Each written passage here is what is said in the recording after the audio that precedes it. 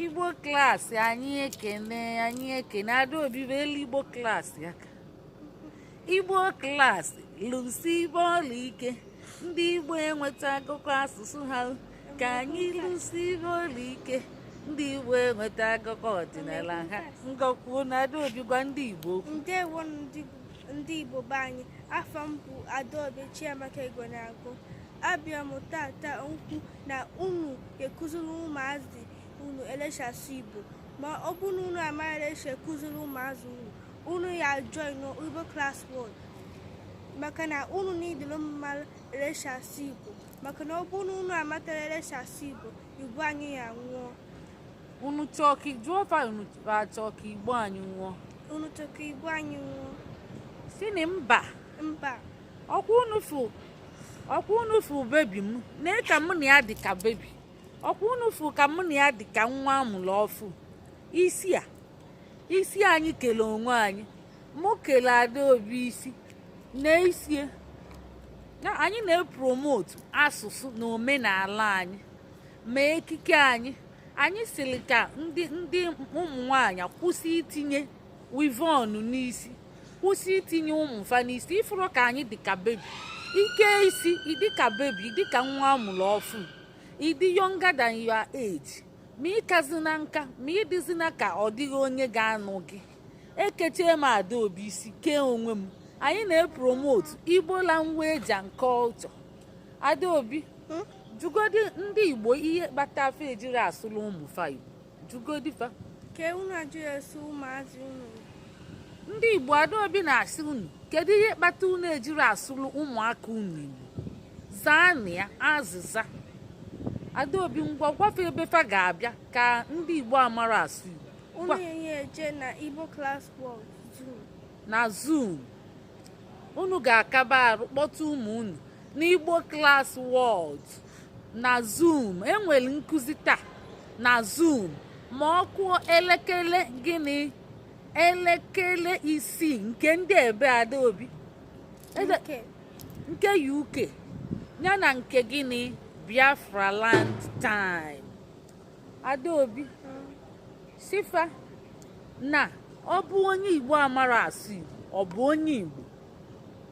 ọ bụ onye Igbo Adaobi si mba, si onye Igbo enwere afọ Igbo, ọ bụ onye Igbo si mba. Nya mere Adaobi jezie ka ngwazi afa. Nya mere ọ bụrụ na ị nwere afọ Igbo ma ị bụ onye Igbo, ị bụrụ onye Igbo, ọ bụrụ na ị bụ onye Igbo ị mara asụ Igbo, ị bụrụ onye Igbo, ọ dị gaski anya full stop ya. Nya bụ o nwere mgbaga dị ya. Anyị na-eme Igbo Klass maka asụsụ anyị mara afọ n'ala, asụsụ anyị ma gịnị ma afọ n'ala, nyụọ ka ọkụ onwuga anwụ. Ya ka anyị na-ayọ unu gbakọtaba n'Igbo Klass World ka unu bịa kwadobe Igbo. Anyị nwee WhatsApp, anyị nọ na ya, anyị nọ na Signal, anyị nọ na Twitter, anyị nọ na Instagram, anyị nọ na YouTube. Ya bụ bịanụ binyela anyị aka na YouTube anyị iji kwado anyị. Biko jebeni na YouTube ka unu kwado anyị. Na WhatsApp anyị nọ na ya, onye chi ịbata na ya ya deela anyị edemede na ọchị ịbata ide isi na ịchọ ịbata n'ebe ịchọ ịbata na ndị ga-agụ akwụkwọ ka ịchọ ịbata ndị ga-akwanye tie ide enye ozugbo. Ịbịazina si hello ha anyị ma ikwu n'afa gị ịpụọ, o nwere ihe iji ifuru na ọ dịrọ mma. Ịbịa na-asị mmadụ nye gị nọmba na o nwee ihe ịchọ igwu ya, ịmara ihe ịchọ ikwu kwugodie, kọwaa onwe gị, kwuo afa gị. Ọzọkwa bụ na unu ga-akwụbazi ụgwọ ịbata na WhatsApp group maka anyị mee massive removal.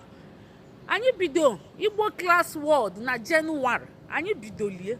wee na-eme wee kpọbata ndị mmadụ n'efu, wee sịfa bata ka anyị kwadobe omenala anyị na asụsụ anyị. Fa wee bata, fa batazie ụfọdụzi na-eme ihe aghọtara ebe ahụ. Fa ga-anọlụ dịka mmadụ nọ ma mmadụ akọ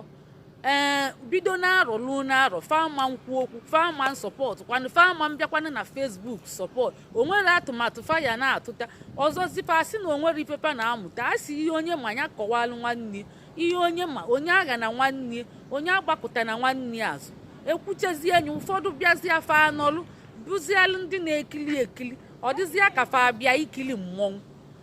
maka ihie tupu etinyekwe mmadụ na WhatsApp grupu ọzọ ọ ga-akwụ ụgwọ ị ga-akwụ ụgwọ anyị nwee PayPal anyị nwee Biafra Land akaụntụ anyị nwee UK akaụntụ anyị nwee US akaụntụ ya bụ ọ bụrụ na ị chọọ ịbata na WhatsApp grupu ọ bụ ozi n'efu ya bụ ịbata ka ịmala ihe ị na-eme maka anyị achọrọ iwere ihe dị nsọ na-atọrọ nkịta o nwee ndị bụ nkịta anyị achọ ozifa na WhatsApp grupu anyị o mechigo ndị bata anụ nwere isi ọma bido kịta ama nnabatazi n'efu bifo ịbata na WhatsApp grupu anyị akpọrọ Igbo Klass World Organization ọ bụrụ sọ m nwunye ndị nwunye dị ka aja fa nọ na WhatsApp grupu fa bụ injinia fa bụ doctors fa bụ sayentist fa bụ teachers fa bụ ihe niile a na-abụ abụ ma akaụntantị fa ncha niile nọcha ebe ahụ ya bụ anyị emechigo nnabata ndị mmadụ n'efu na WhatsApp grupu anyị kpọ Igbo Klass World maka na ndị be anyị fụ na amụka nwere ihe na-akpụ n'ala were ihe na-emebiche ndị Igbo chọrọ ihe galala ọnụ ihe gburu ego kịta anyị na-akụziri ụmụ anyị n'efu unu kpuo onye na ana welie na-atọrọ nkịta ihe dị nsọ a na-atọrọ nkịta n'anya ọ bụrụ na unu abịara ka akwado anyị ka anyị mee Igbo anyị meketi anyị kwụsị gbanyụọ ọkụ o nwere nke anyị na-efu unu niile efu ọbụla agbụrụ flefu unu niile a na-aka 9 unu niile ewere unu na-akụ futbọọlụ na-ekpo ntụ maka ihe unu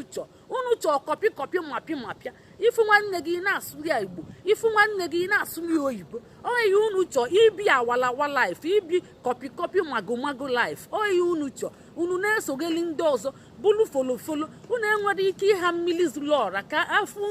unu chawapụta nke eji malụ unu ka eṅomie unu so unu na western world asị gị kụzielu nwa gị first language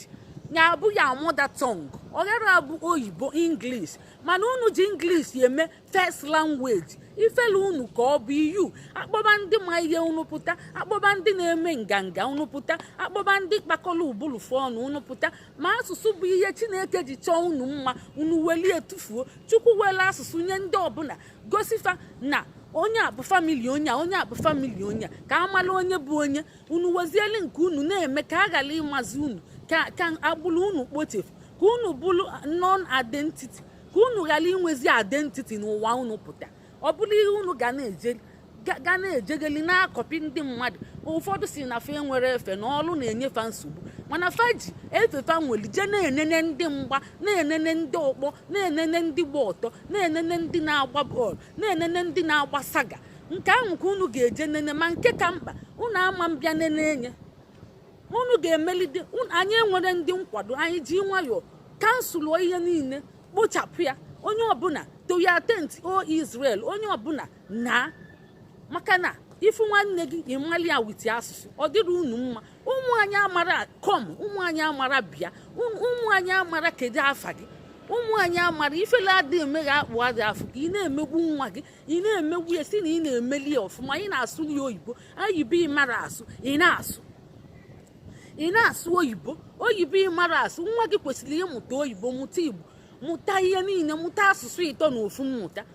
ị na-eche anya ndị nkụzi techacha oyibo n'ụlọ akwụkwọ bata ibulu oyibo kụzibekweli nwa gị onye chọrọ ịbatazi na WhatsApp grupu anyị ọ ga-akwụ ụgwọ anyị ama nnabatazi ya n'efu maka gịnị ihe niile bụ n'efu kịta n'obodo oyibo ụlọ ọgwụ ụlọ akwụkwọ nka fama ka esi eme onye akpọrọ ọjụ ma ọ bịa na mbọsị ka dọkịta kpọọ m nnecha anya epiki edimkọl ya maka gịnị ọ na-efu ọ na-akpọ m ka m bịa mee corona test ka vaccination a na-akpọ m na nkịtị n'efu nnecha anya a sị na ụfọdụ arụ adịrọ mecha appointment mechie oluzie mbọsị ọ ga-eje ma o jene maka gịnị ọ kwụrụ ụgwọ ọ na-efu ọ ghọtara ọ bụrụ na ọ kwụrụ ụgwọ ya kwụchacha ụgwọ ya ọ ga-eje iluo na anaba anyị ikwu akatamkpa ego appointment gị lụzie ị ga-eje ọ bụrụ na ijere ụgwọ ịkwụrụ ana n'iyi ya ka anyị ji were asụsụ wee na-enye unu na nkịtị unu na-eche enye anya kpọọ ọnya mkpọkọrọ welie tupu na ana zọọ ọnya ọkpa welie na-atọrụ nkịta anyị amanyezi ihe dị nsọ na nkịta maka nkịta ga-akpụ ya n'ala anyị ga-anabazi ego onye achọrọ ọnya rapụ maka asikwudi na anyị melie kpụọ ọnya n'ala na ndị Igbo chọrọ ihe galala ọnụ ime ihe gị kpụọ ọnya n'ala fasịsịa na awalawa nnọọ ka ezi ihe ọ bụ adịkporoja na-adịkporojazi ịkpụọ ihe gị na asịzịa na-adịkporoja onye ọbụla chi bata WhatsApp grupu anyị ị ga-akwụzi ụgwọ ịkwụrụ ụgwọ nọ n'ebe ị nọ nenebezi anyị so na Facebook nenebe anyị na YouTube nenebezi anyị na Instagram ya na Twitter ị gazi abata maka a na-abụ asịzịa akụ ekwesị bata ka agbakọ aka ọnụ wee nyụka miliọnụ ka ọ gbaa ọfụfụ abatazịa fe weli ya na-ekpo ntụ ụfọdụ anọzialị si na fa bịa nkili na fa nọgodi akụkụ na-enenezi ihe na-emeni ka afụgodi ụfọdụ amara m ụfọdụ ihe etiri eti ka ọnwa fa nara abata fa na-achọgodi ihe na-eti eti ka ọnwa ka fa wee bata mana fa achọrọ iso mee nye ka o tie eti ka ọnwa ndị ọgbabata ọkọrịba arụ amara ihe awụrụ ụkwa ị na-echegodi ka o tie eti ịnọgodi akụkụ na-enene ọ dị gị na nsọ ma isoro mee ihe tie eti ịnọgodi na-enene ịnọ n'ụfọ na-enyo mmọnwụ ọnọ na windo ekili anyị ọnọ na windo ekili anyị bataba n'ụlọ ọnọ na windo ekili anyị bataba n'ụlọ ọnọ na windo ekili anyị bataba n'ụlọ ọnọ na windo ekili anyị bataba n'ụlọ ọkwa onufu ka isi m dị ka bebi isi bebi nkechechi onwe m ya ka m ji wee sị unu wepụ aka na Brazilian hair unu wepụ aka na Peruvian hair unu bụ awalawa onye ọbụla na-etinye wivon n'isi onye anwa akaala ọ dịghị onye ga-anụ ya ịmalị n'ikpu wivon n'isi ịmalị n'ikpu wivon n'isi ịkaala ọ bụlụ n'ikpu wigi n'isi ọ bụlụ n'ikpukwe wigi n'isi ịkaala anyị na-epromotu asụsụ na omenala na ọdịnala anyị ma ejiji anyị jeeni ṅarị azụ kebe isi ndị Igbo ifuru isi nkele onwe m ihe a bụ dada eji mara ndị Igbo ọ ụdị isi a ka eji ama ndị ikecheche enye ịnaba mgbe ị ga na-ekie ka ọ ga-enye gị gbuo gị obere oge ikechekwara enyi nwere onwe gị ibi aka n'uti pụọ ịmanya isi gị ị na-apụ apụ ọ bụrụ nke ị na-eko mbụ na-esmutu ntutu ebe niile ma na nri ma na-eku ma na ọkụ ị na-etu ude na-esmutu chee ka a pụọ ị na-eje akwụkwọ leti na-eje ọlụ leti mbọsị ụka ị na-eje leti na ị na-eko mbụ isi di gị a na-akpọ gị bịa ka anyị pụọ ị na-eko mbụ isi ọghalị gị pụọ itila akpụ ụkwụ gị n'aka sue na-agba ọsọ kwa mbọsị ị na-eje leti were isi ndị Igbo kee isi owu kee isi bọgụmali kee isi aka babụ gị isi azụ ma ndị na-akpacha ụmụfa wivon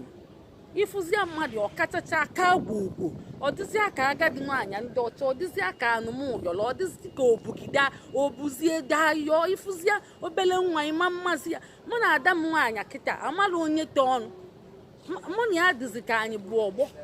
ịfụrụ ya bịa n'ifuru ada m ka ịfụ na ọ dị ka anyị bụ ọgbọ maka isi nke isi aka isi eji mali ndị be anyị ọnyanwa onye ọbụla ga-abata Igbo Klass World ị ga-akwụ ụgwọ bido taa ị ga-akwụ ụgwọ wee batazie anya ka anyị debezie nye ụnyaahụ ọ bụrụ na ị kwụrụ ụgwọ ịbatakwana no more WhatsApp group for free no more no less onwezi onye chọọ ịbata ikwuo ụgwọ amala onye ibu iwee na-abata ebe akaụntụ ị ga-adịle gị convenient ịkwụnye ụgwọ ịkwụnye anyị nwee Biafra Land akaụntụ UK US anyị nwere Igbo Klass World ebe anyị na-akụziri ụmụ anyị asụsụ na omenala Igbo na-akwanyitefa yes ọ ihe ọ bụ anyị ede eme ọnụ anyị zuru ka eme ya bụ anyị na-akụzi ihe dị iche iche na ya kịta anyị nọ na-elekchọ anyị ga-ewepụtala unu onye ọbụla chọọ ịbata na WhatsApp group ahụ ị ga-ebu ụzọ wee nye m WhatsApp extra security onye anyị kụziri taa extra security maka ndị awalawa maka ndị magomago maka ndị ọchọ ngaloko ndị ọgbabata ọkọlibalụ ndị yahoo maka ndị ahụ buru ụzọ nye WhatsApp gị extra security before ị na-abata na ya. Anyị akụzichaghị ya na WhatsApp group anyị ka isi ga-enye ya WhatsApp extra security ka a ghara ịhak ya ọnyanwa ka ọ ragodi mona ka emesịa ndị be anyị ka emesịa